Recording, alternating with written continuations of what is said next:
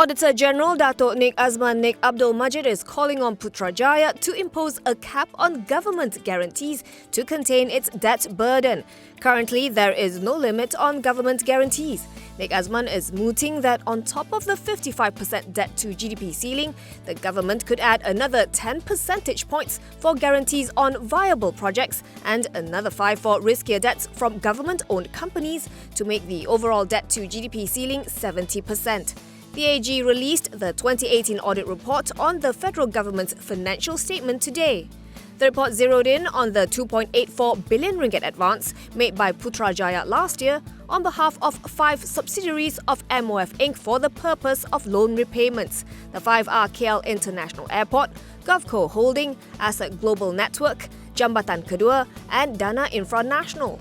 The previous BN government had advanced 1.75 billion ringgit, while the PH administration shouldered the rest to avoid a default that may trigger the obligation to repay the loans in full.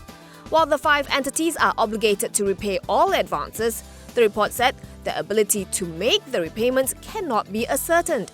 According to the audit, the BN government guaranteed a total of 76.1 billion ringgit of debt for these 5 entities. As at December 31, 2018, the outstanding debt amount stood at 66.3 billion ringgit, which will mature in 2041, except for one loan of 94.4 million ringgit, which will expire this year.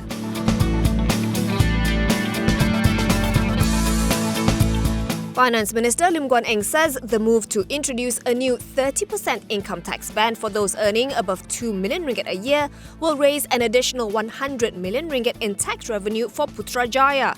According to Lim, the proposal to widen the tax ban for the country's super rich came from the World Bank, which had actually mooted a 35% top tax tier. The bank had considered Malaysia's top marginal tax rate too low compared with its neighbours. Even with the proposed increase, Lim points out the tax rate is still among the lowest in the world. It will only affect some 2,000 individuals. The finance minister did not say if this would be the first step towards higher taxes in the future. However, he made it clear that there would not be any wealth or inheritance taxes unless there is drastic change. Putrajaya will be opening up 925 million ringgit worth of packages for the Sabah portion of Borneo Highway in the first quarter of next year. That's 3 new work packages covering road upgrading works at the Telupit and Baluran exits, spanning almost 60 kilometres. Works Minister Barubian says the remaining 20 packages are expected to be tendered in the 12th Malaysia Plan between 2021 and 2025, subject to approval by the federal government. As at September 21st this year, the project was 21.3% completed, which puts it behind the scheduled progress of 44.4%.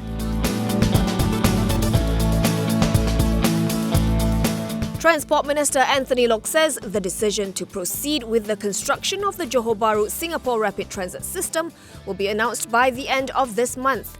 Loke explains that while the government has indicated its support for the 4 billion ringgit rail project during the tabling of Budget 2020 last Friday, the matter still needs to be discussed and decided upon by the Cabinet, which will do so within the next 2 weeks.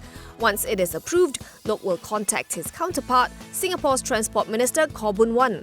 He is confident that an official announcement will be made by month end, as Putrajaya is committed to an October 31st deadline. Last May, Singapore and Malaysia agreed to suspend work on the proposed rail link project until September 30th, with Putrajaya reimbursing the city-state 2 million ringgit in abortive costs.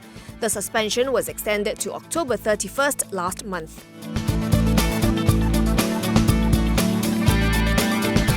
The FBM KLCI was in the green all day today, buoyed by positive sentiment brought on by Budget 2020 and progress in trade talks between the US and China. The local benchmark composite hit an intraday high of 1,568.96 points, before closing at 1,567.59 points, up 10.75 points or 0.69%. Still, the index remains below the 1,600 psychological level. Market breadth was positive, with more gainers than losers at 487 versus 367 as trading wrapped up for the day with a total turnover of 2.99 billion shares worth 1.84 billion ringgit. Malacca Securities senior analyst Kenneth Leong told theedgemarkets.com that the FBM KLCI might see some quick profit-taking after 3 consecutive days of gains before recovering towards the 1,580 resistance level. On the downside, the support is located at the 1,550 level.